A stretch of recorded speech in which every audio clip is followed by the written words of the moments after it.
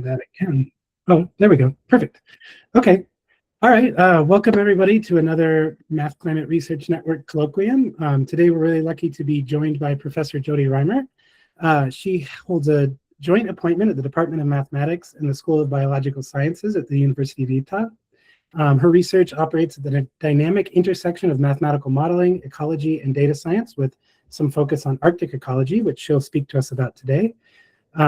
She also runs the Reimer lab there that leverages advanced computing methods, uncertainty quantification, and optimal control theory to bridge the gap between theoretical biological models and real-world data. So very much looking forward to her talk today on modeling feedbacks and uncertainty in sea ice ecosystems. So please, with that, Jody, take it away. Thanks, Christian. So I'm excited to give this talk to this group. I'm going to talk, about the cryosphere, about sea ice ecosystems today. And I know some folks here are probably fairly familiar with that system or very familiar with it. And then I suspect some of you have had very little exposure to or spent any time thinking about frozen places on our planet. So we'll start with an introduction to the system, to some of the interesting scientific questions, and then we'll do some math, and then we'll hopefully bring it back at the end and talk about what did we learn with all that math. So yes, we're going to talk about sea ice, frozen ocean water. And for those who don't spend a lot of time thinking about frozen ocean water, here's kind of a nice graphic. We had a scientific illustrator whip up for a paper that's still not out, but the image has served us well. So this is a little schematic of the sea ice, the physical structure of sea ice, as well as how the biology inhabits that physical structure. So on the left, we have a little 10-centimeter cylinder. Can you guys see my cursor? Is that a thing you can see? Yes. Great, thanks. Okay, so over here on the left, we have a 10-centimeter cylinder. You could think of this as an ice core, which is how we collect a lot of the data, not all of it, but a lot of data that we have on polar sea ice. So you take a core, it's got a roughly 10-centimeter diameter, and if you pull that core out and you look at it even with your naked eye often, you can see this kind of tree-like structure. And so this is caused by, actually rather than a tree growing up and out, this is caused by brines being consolidated during the freezing process. So all of the salt is pushed out as the ice freezes, the salt from the ocean water. And that salt is consolidated into these brines, and they form channels, and they drain out. And they often create this tree-like structure of draining brine inclusions. If you zoom in a little bit closer, so we take a little chunk out of that, we zoom in now at the 1-centimeter scale, you would see that actually each of those little branches, where the area is kind of coming off of the main shoot here, they have their own microstructure. So we kind of think about this more macroscopic structure, this branching structure. Then we think about this more porous microstructure. So my colleagues in sea ice physics, especially at the small scales, think about this as a porous media. They think about the ability of fluid to flow through it, and they study it kind of at this scale here in the middle, this kind of porous structure scale. And then if we zoom in on that even closer, so we take another little chunk and we zoom in, you can see all of those pores here are filled, under the right conditions, filled with life. So in spite of its very barren looking appearance, one of the things that first drew me to this system was how something so desolate and extreme can still support abundant life, both at the microscopic scale, which is what I'll talk about today, but also, right, you have really charismatic animals like polar bears and seals that are totally dependent upon this environment. So one of the big areas of my research group and my research program is thinking about the biology of this system, both at the microscopic scale and at the macro scale, and thinking about how all of that biology depends on the physical environment in ways that are kind of unique to the sea ice ecosystem. So if we were to zoom in on a couple of these inclusions, we've got them labeled here A, B, C, D. You can see some of the main players that we find in the sea ice. So you've got single-celled diatoms. These are primary producers. They take in sunlight to grow. And then we have some bigger organisms and some bacteria floating around. The other thing I'll highlight here is in this little cell D, you can see we have a bunch of green blobs of the algae, the diatoms. And around them is kind of this gelatinous goop. So this gelatinous goop is going to be one of the things I talk about today, and how that impacts this system. All right, so away from our little schematic. So here are two folks. These are two students from the University of Utah out on the sea ice taking an ice core with this coring machine. If you pull that core up at the right time of year in the right conditions, this is now the bottom of that core in the middle panel, and you can see a hand for scale. But you can see that the ice is stained totally brown. So it's not brown because of mud or because of some kind of sediment entrapment. It's brown here because there's an algal bloom going on inside the ice itself. So in all of those inclusions, the algal cells are really happy, and they're very densely populating the ice itself. And if we then melt down this core, which we did, so you melt down this core, you look at it under a microscope. This is just a pretty snappy field flow microscope. But you can see all different types of algal cells coming out of this core. So this ice algae, in spite of really occupying just a small layer at the bottom of the polar ice pack, for reasons of timing and also the structure of these diatoms, they're very lipid rich, they're very good food for things that eat them. They form a really critical part of the foundation of sea ice ecosystems. And their presence in the ecosystem it takes place over a very small window, typically in the spring. And there's a really acute algal bloom. And during that time, algal cell concentrations in the ice reach some of the highest values recorded in any aquatic system. So that ice, the bottom little bit, gets really densely packed with algae over this very short but very, very productive window in the spring.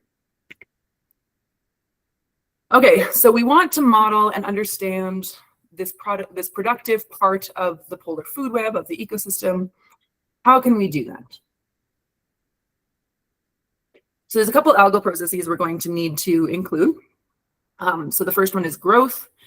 The algae will grow. This is often limited by nutrients. And then they will either die or they'll be lost from the ice, they'll drain out. And if I think about what's happening to the nutrients, because the algae need the nutrients, so we need to model those as well. So the nutrient processes, we have fluxes of nutrients into the ice, often through convective overturning within that ice microstructure. That'll bring fresh seawater up into the ice that's really rich, laden with nutrients, and then other heavier, the brine water will drain out. So you get nutrients coming in, a fresh batch of nutrients, and then the nutrients are taken up or used by the microbes. So these are kind of the foundational sort of pieces qualitatively of what's going on in this system in a very simplified sense.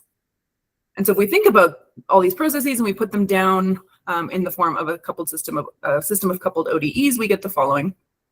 So we have two ODEs, one for the nutrients, one for the algae. The nutrient equation would have, so the flux of nutrients, there's the input, so this is from that convection, new ocean water coming in, bringing new nutrients. And there's an uptake rate, the algae use up those nutrients. And then there's a loss rate, nutrients flush out of the system at a rate proportional to however much is in there. And then we have an equation for algae, so dp dt. I'm using p here for historical reasons. This is for anyone who's taken a math biology course or does any mathematical biology. This is a classic canonical model of an algal bloom, not actually specific to sea ice, and it's typically nutrients and phytoplankton.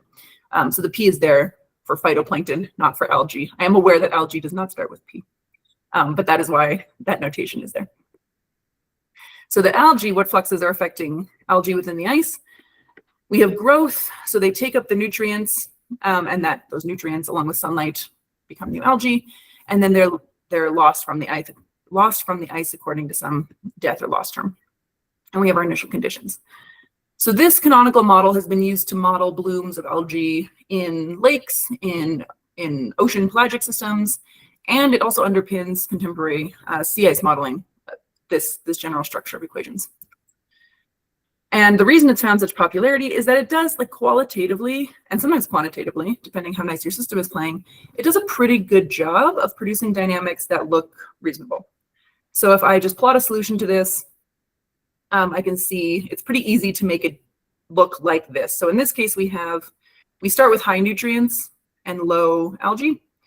So it's a nutrient-rich system. The algae start using up those nutrients. they have a bloom. There's an algal bloom here, rapid increase, and then followed by a decrease. And the decrease you can see happens as the nutrients, right? The nutrients started high and then they dipped down. And so as the algae use up those nutrients, the nutrients become limiting. There are insufficient nutrients for algal growth. The bloom gets terminated, and then things kind of settle out to a steady state. So this qualitatively matches the general behavior we see with algal blooms. And this structure, like I said, is what is currently used in biogeochemical models of sea ice systems. So the larger sea ice modeling community has decided this is a reasonable simplification of what happens in sea ice.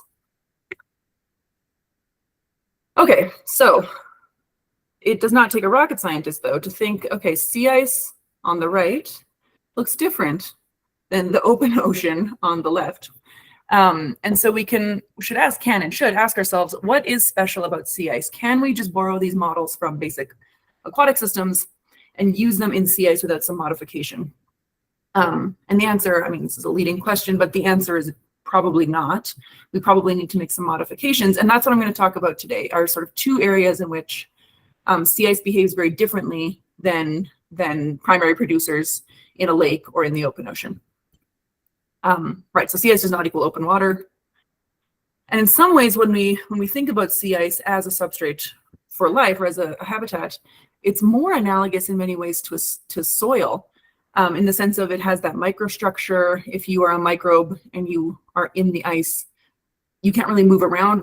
We don't think about it as a well-mixed system, right? It's sort of a reasonable approximation in open water to think about things being well-mixed and kind of diffusing. And in sea ice, that is just clearly not true because of this spatial structure and the constraints of the geometry at the small scales. So this leads to two important considerations. One is biofilm clogging. So I showed you a little picture of that goo. That's what we're going to talk about for the next, whatever that is, 15 slides. Because this microstructure has these small little inclusions, and we need fluid flow through there to bring in fresh ocean water with nutrients, this goo can clog up those inclusions. And so that is something we're going to think about that is very specific to the geometry of sea ice and the spatial nature of the habitat. And the second way in which it is arguably quite different to be in an ice flow rather than just floating around in the open water is spatial heterogeneity. So if you are a microbe in very thick ice versus very thin ice, next to the ice flow edge versus in the middle, all of these things happen over relatively small spatial scales, but they really influence the growth rate, largely due to the sunlight availability of primary producers of these algae in the ice. And you just don't see that in the same way typically in open water. So these, I would argue, these are sort of two fairly important considerations for sea ice. And the question is, how do we take this canonical model that has a lot of the main pieces we want to see, how do we adapt it or use it to think about these other two processes, kind of with the bigger umbrella goal of understanding sea ice primary productivity, and then layered on top of that, how it might change in a warming Arctic or under a more variable Arctic with different ice conditions, different distributions of flow sizes, thickness, snow cover, etc. So yeah, we're going to spend the first part of this talk on biofilm clogging, the second part on spatial heterogeneity. Let's do it. So we're going to start by talking about something called EPS. So EPS stands for extracellular polymeric substances. We're just going to call it EPS for this talk. And it is, you can see it in these pictures. So what is going on? In the picture on the right, it's maybe a bit easier to see. So this long, skinny thing with the green blob in the middle, this is a single algal cell, a single diatom. And it has secreted some of this EPS, where it's gelatinous, this kind of goo, so this outer picture here, this outer boundary, this is the brine inclusion. So it's secreted some of this goo into its environment. You can see it there. The person who took this picture, I think it was Christopher Krems, stained it blue with a dye so we could really see it. It's not naturally that color. And then on the left image, you can see, again, a single, there's only one, oh, there might be a second guy, but a diatom, an algal cell in the ice, again, in this brine inclusion, this little chamber in the ice. And it is also filled up its chamber or its inclusion with this amorphous gel, this EPS. So this is coming from the cells themselves. They are secreting this EPS. And the general belief by scientists is that it's being secreted because it has a protective function. Living inside sea ice is hard work, I can imagine. I've never tried. But for an algal cell, they're subject to a lot of osmotic stress. They're in a very, very salty environment where the salinity can also fluctuate quite dramatically over relatively short timescales. It's very cold. They have a lot of temperature stress. They might have UV stress depending on what's going on with sunlight. And then they also just have the stress, depending what's happening with the ice structure, of just having stabby crystals as their neighborhood walls. So the thought is that by secreting this goo and kind of coating themselves in it, it has a protective function. It also is thought to aid in microbial retention. So when they secrete EPS, it helps them stick to the wall. And so when there's flushing of brines and inflow of new seawater, they don't just get swept along, but they can kind of stay where they are and not get flushed out of the ice. So that all sounds good. Those are reasons why they would secrete it. One of the hypothesized cons is that secreting this EPS may impact nutrient fluxes by clogging up the pipes. So if you secrete too much of this goo, the question is, can you sort of cut yourself off from the influx of new nutrients in a way that matters? So kind of the big research question that I'm going to tackle today, or at least start to answer, is what are the consequences of this clogging by EPS on algal dynamics? And how do we start to think about this in a quantitative way? Okay, so here's the model we started with, right? This canonical model of nutrient and algal dynamics. And so that's just, you've already seen this. This is a repeat of what we had a couple slides ago. So the question that I sort of would like everyone to sit with for a second while I drink my coffee is, which terms here should be changed to include EPS? So based on what I just described with the clogging, have a look and think about what about this process or about this system is impacted by EPS.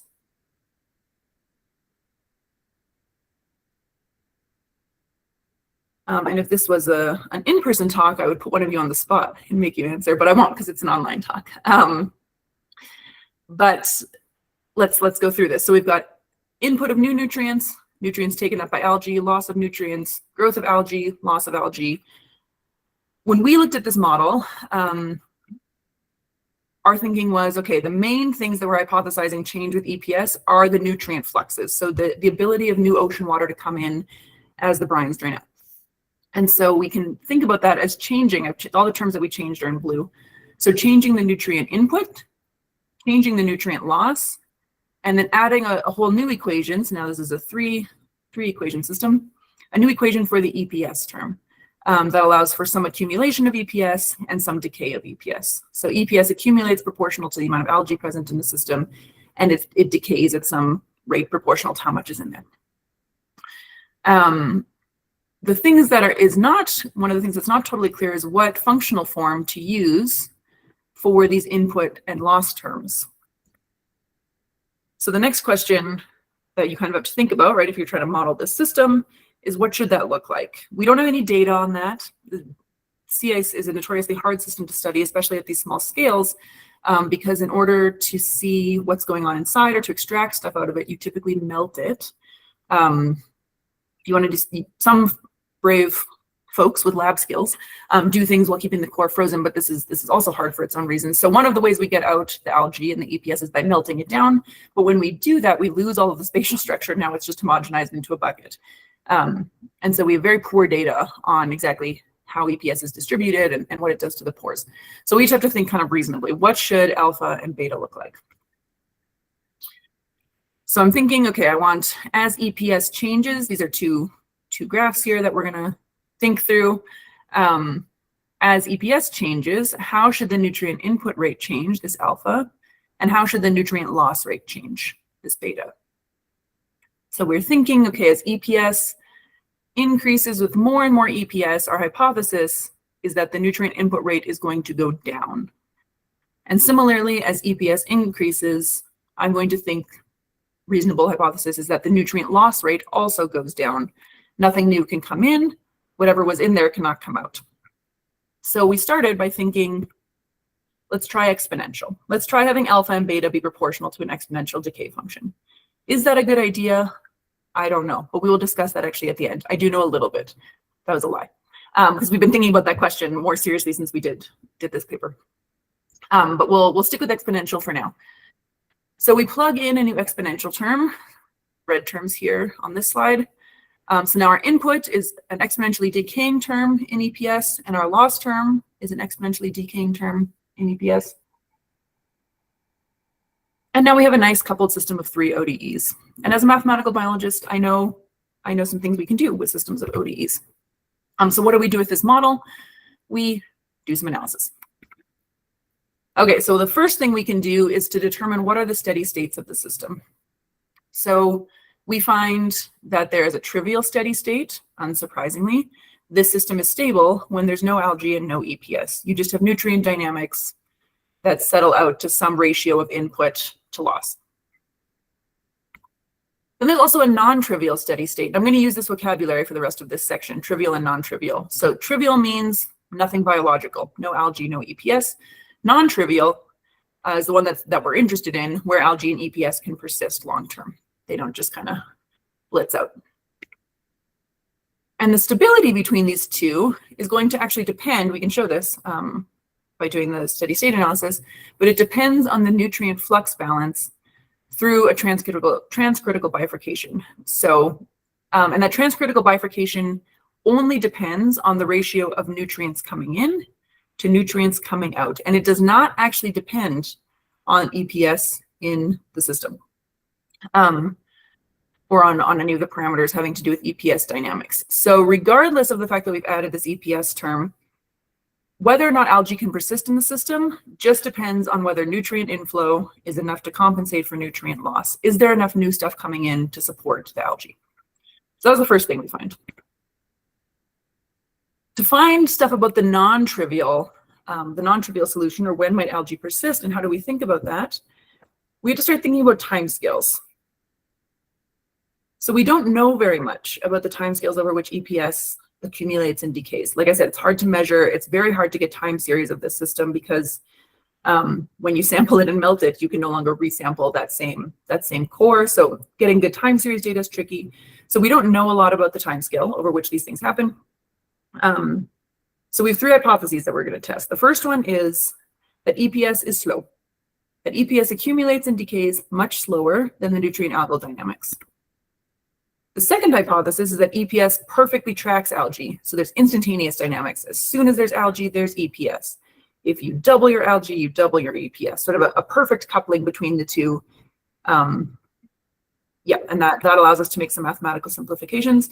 The third hypothesis is that EPS grows and accumulates over its own time scale. It isn't super, super slow. It isn't super, super fast, but it sort of has its own time scale that's similar to that of nutrients and algae, but that needs to be fully considered.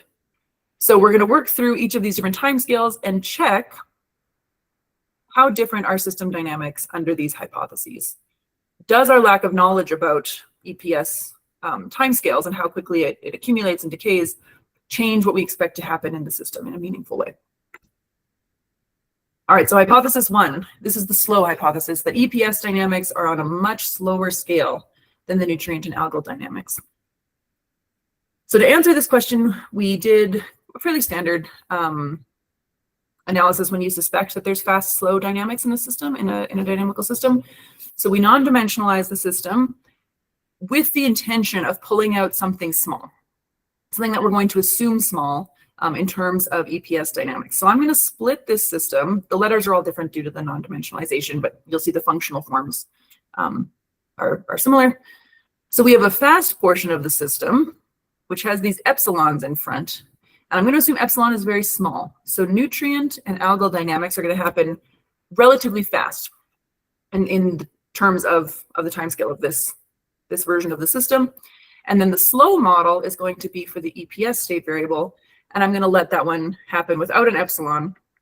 And so it is going to, yeah, we're going to assume that the fast dynamics play out while the EPS dynamics are constant.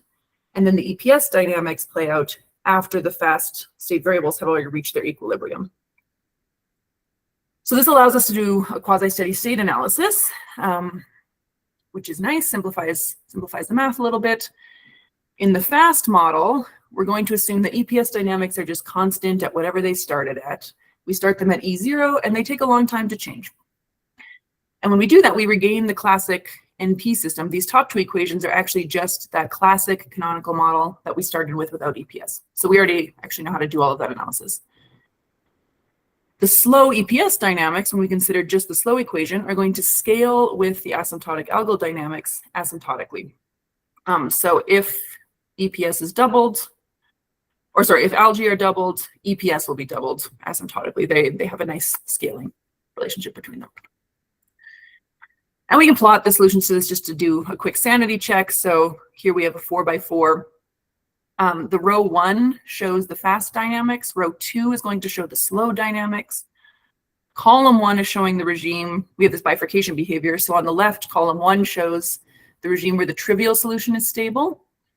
And so what I mean by that is that you can see the algal bloom, this green curve. It has a bloom and then it dies off and goes to 0. The nutrient influx is insufficient to support algae long term. They just die out.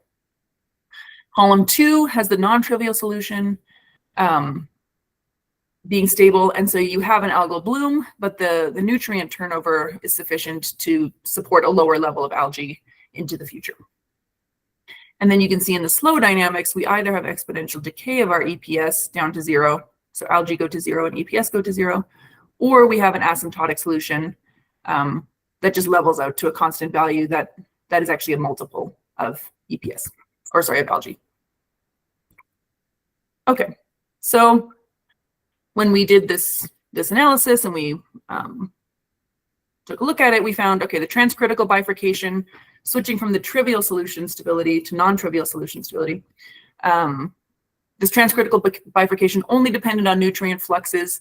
Exactly where this algae settles out does depend on the EPS, but whether or not the algae is able to persist does not depend on EPS. So the EPS here, it maybe changes the overall biomass, but it's not like an on-off switch between whether algae can persist or not.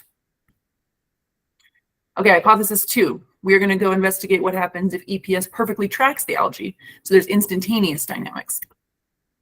Do we find the same qualitative results? So mathematically, we can, again, start with the same model, but now we're going to tweak it a little bit. And the thing I want to draw your attention to here is that in the third equation, rather than having a whole set of flux terms for dE dt, we now just say the EPS concentration at time t is just a scalar multiplied by the amount of algae present. So as soon as there's algae, there's EPS. As soon as the algae go to 0, EPS goes to 0. So perfectly scaled. And so then anywhere I see an E, I can plug in instead this sigma p. And so that will simplify, again, our system to a nice 2D model, and we can do the analysis in a pretty straightforward fashion. And so if I, again, sort of look at what's happening here, I find a similar result to what I found in the previous, under the previous assumption. If EPS is very slow, I see qualitatively a similar thing to if EPS is sort of instantaneous with algae. And what we see is that we have a trivial solution and we have a non-trivial solution under different parameter regimes. One is stable or the other. And whether or not we're in the trivial solution or the non-trivial solution just depends on the nutrient fluxes again. In this case, EPS again, doesn't do much. We see qualitatively the same dynamics as we see in the canonical model. Yeah, nothing too interesting. The third hypothesis is that EPS isn't super fast or super slow, but it grows and accumulates over timescales that are similar to those of nutrients in algae. So this is the full model. We're not going to make any simplifications here. We're explicitly modeling EPS. And here we actually see something different, qualitatively different.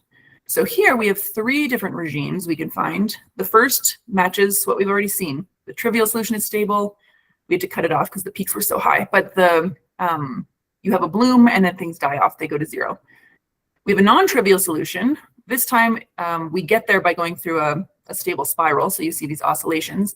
The green line is also oscillating. It's just very low. So you have to zoom in. But we have a regime in which the non-trivial solution is stable. And then we have a third regime, which we didn't see in the other 2 cases, where we actually get persistent oscillations. And so we had a transcritical bifurcation between these first 2. And then we have a Hopf bifurcation between the second and the third. And these bifurcations all depend on the nutrient fluxes. So the ratio of how quickly new nutrients are coming in versus how quickly they're leaving the system. But in this case, the EPS feedback and the time scale over which it's happening is enough to cause asymptotic periodic solutions. And so under this model, you would expect to see little tiny algal blooms forever and ever. Similarly, you'd see pulses of EPS. And to me, what's kind of interesting to think about is that would result in periodic physical conditions within the ice, within the algae layer, where you would have it being more clogged up and then less clogged up, and then more clogged up and then less clogged up as it goes through these cycles over time. So yeah, we see a Hopf bifurcation, periodic blooms of algae and EPS, and only this full model with that feedback explicitly included can produce these periodic solutions. We don't see it under the other assumptions about timescales. And we can make some nice plots about this bifurcation structure. So here, the one on the left shows the inflow of nutrients. So keeping everything else constant, so I'm just saying more and more nutrients are coming in, the influx rate is higher. So we start off with a very small region where EPS ends up at 0. So that's the trivial regime. Then we have this transcritical bifurcation where EPS has a positive stable equilibrium. And then if we push the inflow of nutrients high enough, we get these periodic oscillations. And you can see a similar story over here. Now I have A on the x-axis, the inflow, and B on the y-axis, the outflow. And as we increase, if we, let's say, hold B constant and we increase A, we slice through these three regimes. So we start with the stable trivial regime, then we have the stable non-trivial solution with that spiral, so those oscillations, and then we move over into the periodic regime. The star is here because if we take our best guess for parameters from the literature, we actually find that we map to this periodic region over here. So it is not unreasonable to think that we are in a parametric regime that is conducive to these periodic oscillations. I will say, actually, while I'm talking about that star, I do not think we see this here. Like, Jody, no one's ever seen that in sea ice before. I believe that is correct. This model has no environmental variability. So we are assuming here that the ice is constant, the light environment is constant, everything is constant, and the algal and nutrient dynamics are just playing out. In the real world, I think the physical environment would change too rapidly and too dramatically for us to see these oscillations. So this would be possible only in some sort of simulated ice environment where the environment is not melting the ice as we get close to summer. Okay, so the main takeaways here are that the EPS algae feedback complicates the bifurcation structure. Only the full model supports oscillatory behavior, but that the qualitative dynamics of this transcritical bifurcation are robust across model forms. So we started with the question, what are the consequences of clogging on algal dynamics?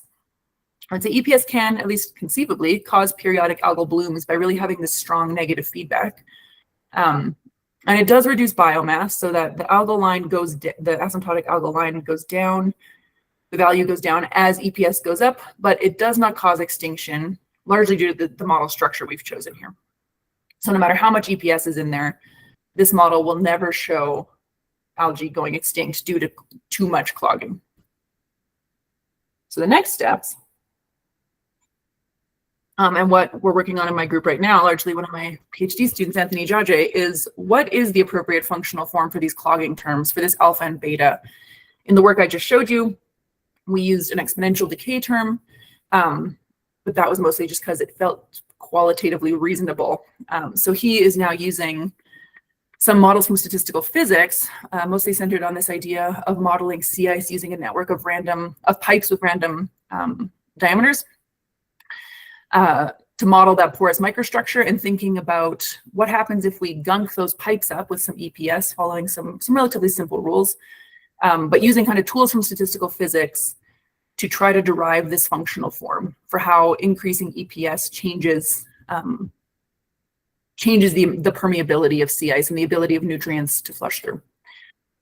Preliminary results, as a spoiler, is that exponential actually isn't an awful idea under some sort of reasonable assumptions in this more physically aware model rather than the ODEs, which are spatially implicit. Okay, so we're going to transition to the second part of the talk, and the second thing that makes sea ice pretty special, other than it being beautiful and incredibly important for the Earth's climate. So the second thing we're going to talk about is spatial heterogeneity. So if you go out onto the sea ice and you walk around, you may see something that looks like this top left image.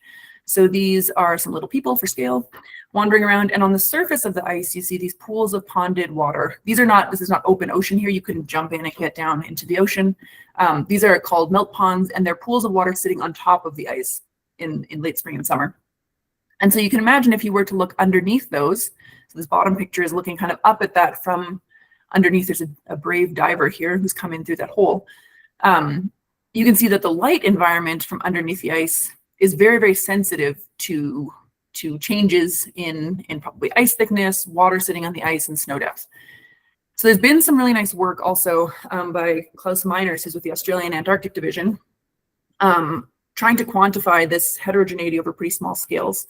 So that data in this study, which this figure's from, had them driving around this very cool underwater remotely operated little vehicle thing, and looking at snow depth over, so the axes here are 100 by 100 meters, and this is like an XY plane on the ice surface. So they looked at snow depth at different areas within this 100 by 100 meter grid, the sea ice thickness, freeboard, which is how high the ice is sitting in the water, and then chlorophyll A, which is a commonly used proxy for primary productivity. So how much algae, what is the algal concentration in the ice?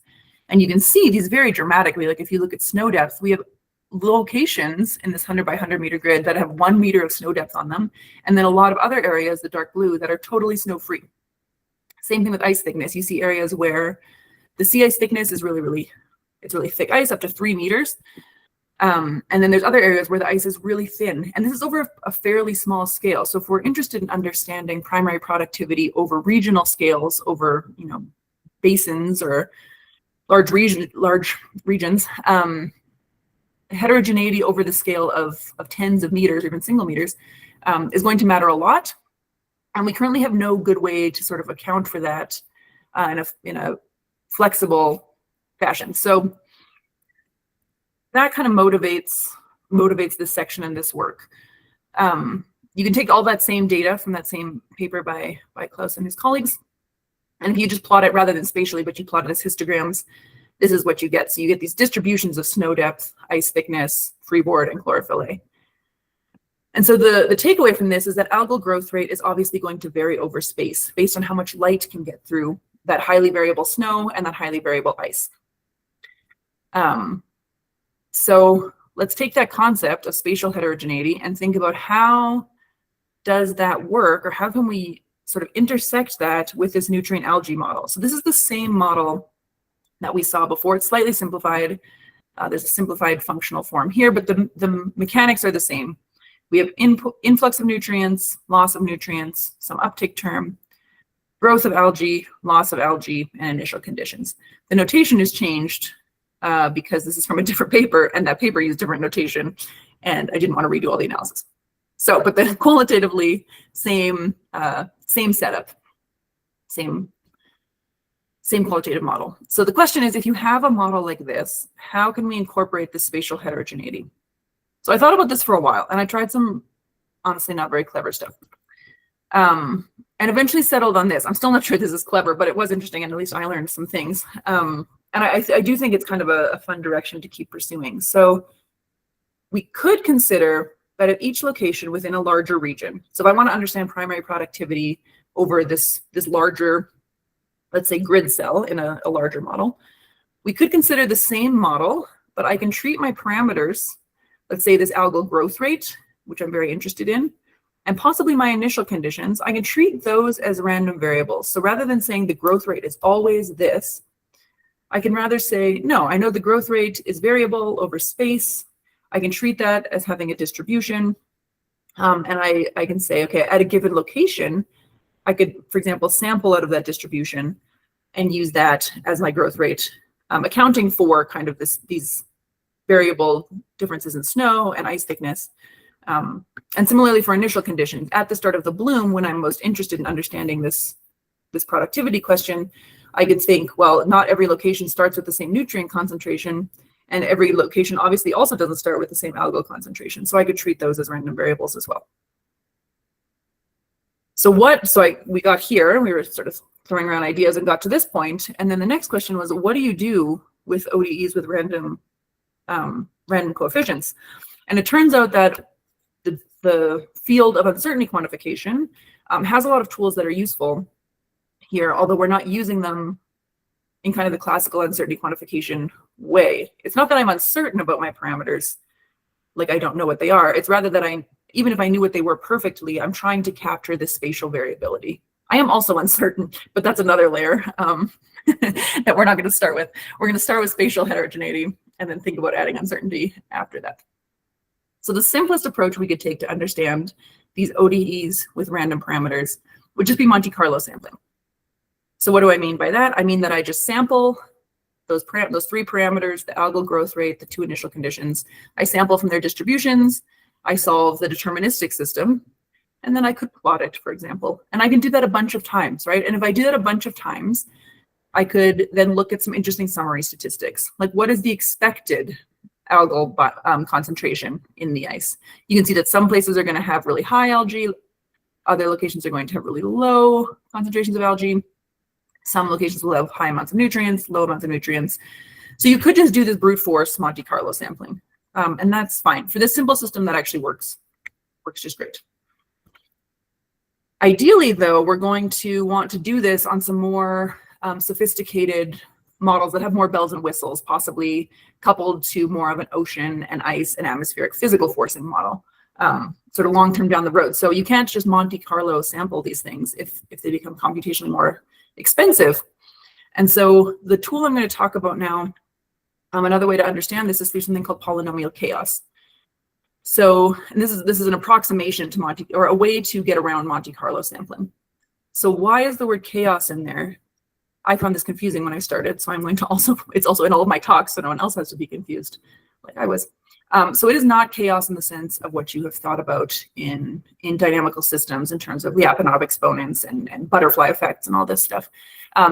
It was actually named before all of that theory, and it just sort of here means randomness. So we're just trying to think about randomness with polynomials, randomness more in the colloquial sense. So this has nothing to do with chaos theory. It has to do with chaos more in the vernacular. Okay, so polynomial chaos first conceptualized by Norbert Wiener in 1938. But to really harness this tool, you needed better computers. So it kind of just lay there for a long time until it was generalized and then brought back into the sort of conversation in 2002 with a really seminal paper by Zhu and Karnidakis, where they generalized it to include different types of polynomials and sort of made it a bit more applicable.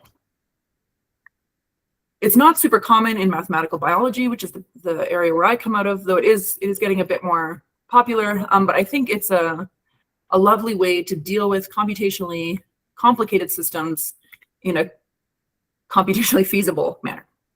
Okay, so what is this? I'm going to just give you a quick high-level overview. So the way polynomial chaos expansions work is as follows. So the thing on the left is what I want. I want to know what is going on with the nutrients at time t based on those three random parameters, the algal growth rate, the initial conditions for algae and nutrients.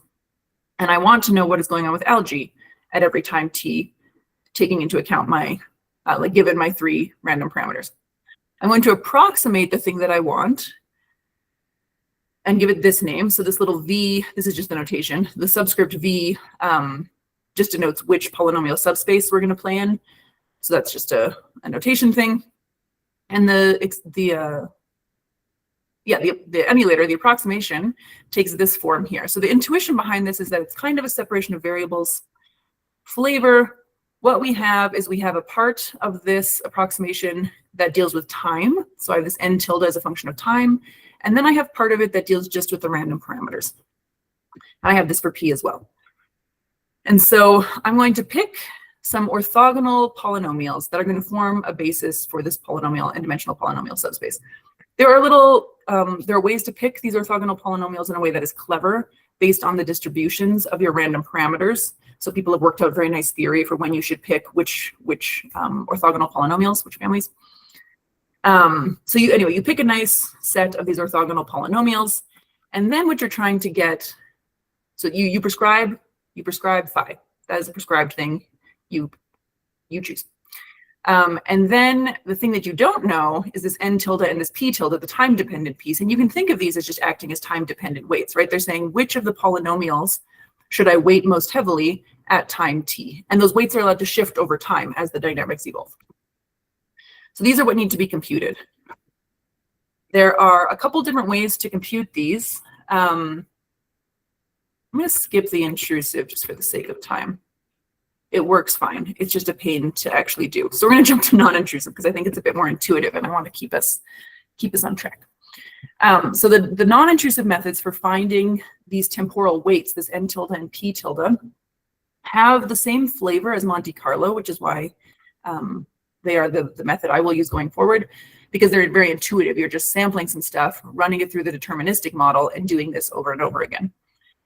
So you're going to choose some nodes. So in Monte Carlo, I would just randomly sample for B and N0 and P0. Here, I'm not going to randomly sample. I'm going to deterministically sample according to some clever rules.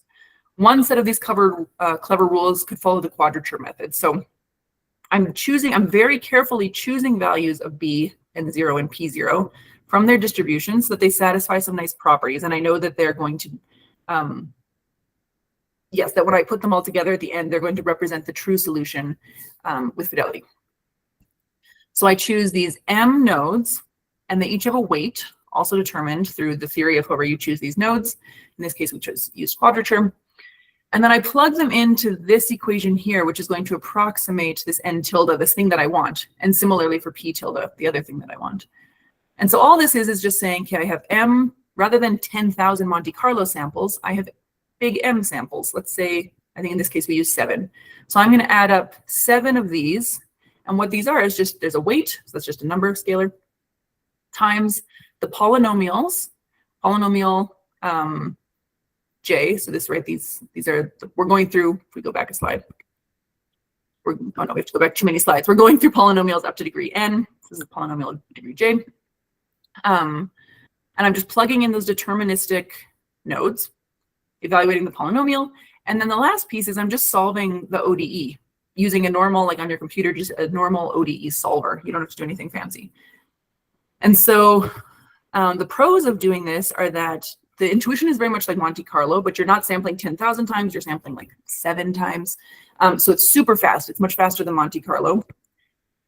You maintain whatever properties of your model you wanted. In this case, positivity. I don't want negative algal cells. And it's really flexible and transparent.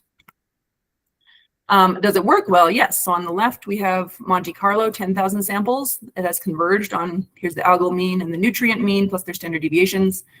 This is the non-intrusive polynomial chaos expansion on the same model. So it's an approximation, but with only 7 samples instead of 10,000. And it does a really good job, like eyeball norm. They look identical. So once we have this, we have these estimates of the nutrient dynamics and algal dynamics, then we can actually say something about the biology and what have we learned. So the first, that first P, the P corresponding to the polynomial, the weight corresponding to the polynomial of degree 1 is actually the expected value of algae. So, and I'll show you a figure in a second. We easily get the higher moments, the variance and skewness, they kind of fall out of the definition of these things. Coefficient of variation, so how spread out, how spatially variable do I expect my algae and my nutrients to be? And then one of my personal favorites, we get the global sensitivities associated with the different random parameters. So what do I mean by that? I think it's easier to look at these results figures. So the top one, we'll talk through these one at a time. The top one shows the green curve here is the algal bloom. I'd ignored spatial heterogeneity and I just used the mean parameter values. Which is sort of what's done, not exclusively, but often right now in biogeochemical models of algal blooms. We just say, these parameters are representative of this region. Generally speaking, it's either the mean or the median or whatever. You plug that in and you get a curve that looks like this green curve. However, if you include the heterogeneity, you are going to include places with low algal growth rates, high algal growth rates, and we add them all up, right, through these methods, and we can take the average of that. So this purple curve is what I would expect out of the model that incorporates spatial heterogeneity. And unsurprisingly, we see that the bloom actually sort of gets going earlier, which makes sense, right? There's going to be some locations where things kick off early, and then it terminates later, which also makes sense. There will be locations where the bloom is just slower or starts later. We also see a peak that's lower. So the peak at individual locations is higher, but the expected peak, right, if you're averaging over an area, is going to be lower because some locations will be at high productivity, others at low, and they kind of balance out. So we see a suppressed bloom, but one of longer duration than you would if you just had single parameter algal bloom models. We can also look at how variable these samples are over time. The main thing I'll say here is that these just provide two nice statistics to compare to field data. I won't say much more than that, but the final piece is that we get this global sensitivity. And so this is a really fun thing to be able to do for a dynamical systems model, which is break down, okay, I have these three uncertain inputs, algal growth rate and initial conditions. What is my model most sensitive to, and how does that change over the course of the solutions?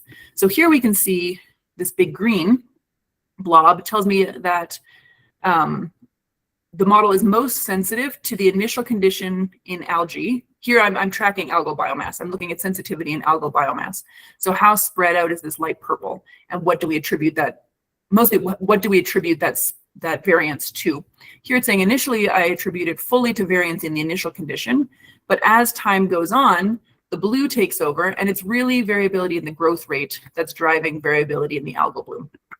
That's not always the case. This plot looks pretty boring, if not intuitive. But if we tweak, this is changing the coefficient of variation for the two initial conditions, nutrients and algae. I just show it to show that it doesn't always need to be that boring. You can get really exciting patterns that show that different parameters, uncertainty in different parameters can drive uncertainty in model outputs, just depending on which parameters are the most variable and how that variability interacts with variability of other parameters. So to summarize this section, I'll say we can model these heterogeneous conditions, at least to some approximation, using random parameters. Uncertainty quantification tools are a really powerful way to handle systems with parametric uncertainty like this, or parametric variability. Scientifically, we saw that if we include the spatial heterogeneity through random parameters, we see a lower bloom intensity, longer bloom duration. We saw positive skewness, and yeah, those are all things that we can then go and hopefully integrate with data in a meaningful way. So future work, connecting to data. Where do I think this direction needs to go? One is just using these uncertainty quantification methods on more realistic and more computationally intensive sea ice algal bloom models.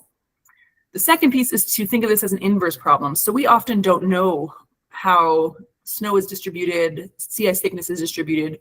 We just get these little samples of cores where you maybe have the ice thickness, snow depth, and algal concentration at that location. And so this is kind of an inverse problem. Right, we get this sparse ice core data, and it's very difficult currently to connect this to biogeochemical models because of this heterogeneity. And so the idea is, if we have data pulled right from this Monte Carlo sample, you can think you're pulling data from all of these different curves, but you don't know which curve you're on when you get it. Can we use that to say something about the underlying distributions and solve for the distribution given the data that we have from the field? So can we estimate parameter distributions from time series data with this framework?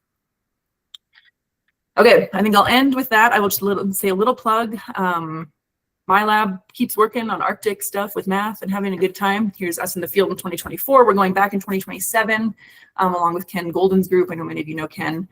So we are we took a bunch of mathematicians out on the ice and everyone came home. We're going to do it again in hopefully 2027 if everything goes according to plan. So we love meeting new people and always looking to get folks interested in that work. And then I'll just say thanks to everyone who's worked on this with me. So Anthony Jage has done a lot of the work in the section on the EPS feedbacks. Ken Golden, Akhil Narayan, Fred Adler did a lot of the UQ work. Jody Deming at University of Washington, Klaus Miners, both collaborators on the biology side, and then we have an NSF training grant in applied mathematics that's paying for fieldwork. And I'll end there. Awesome. Thank you, Jody, for a really interesting talk. And I think you've already got comments in the chat asking to go on the trip. So awesome. We'll take as many of you as we can until we blow our budget. yeah. We'll I think we have a little bit of time for questions, if that's okay with you.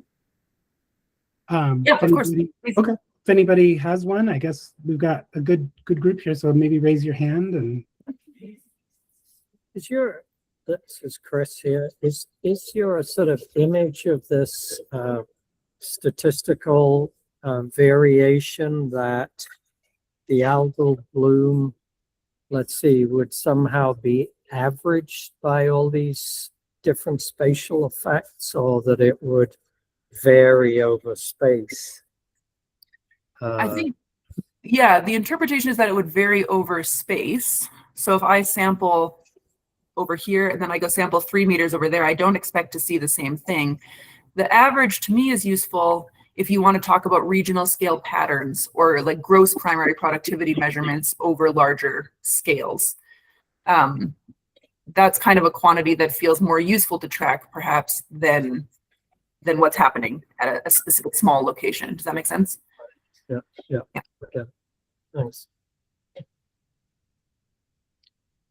Yeah, the difficulty, I think, is to take this very heterogeneous system and try to say something more generally over larger areas. It's a difficult system to connect scales, is my sense. I mean, you could presumably imagine a map of I don't know, whatever, a piece of the Antarctic with all the spatial variation and have different nodes, and then be doing the calculations of those different nodes according to what you thought the parameters were. Yeah. Right? Yes, I think so. Those like those maps often are at a higher spatial or coarser spatial resolution than what I'm thinking of here. So often, like sea ice thickness maps are over the scale of tens of kilometers or something. Here I'm thinking more at that mesoscale, so like meter scale variability, and trying to connect that up to the scale of maybe tens of kilometers. But you could get that out of a model, out of a big model of the ice. The meter scale variability. Yeah. Yeah, I think the right model. I think that's right. Yeah, I need some friends who run those models. If you know some friends. people at UCAR and NCAR do these things. Maybe there's a chance. Yeah. Yeah. Okay. Any other questions?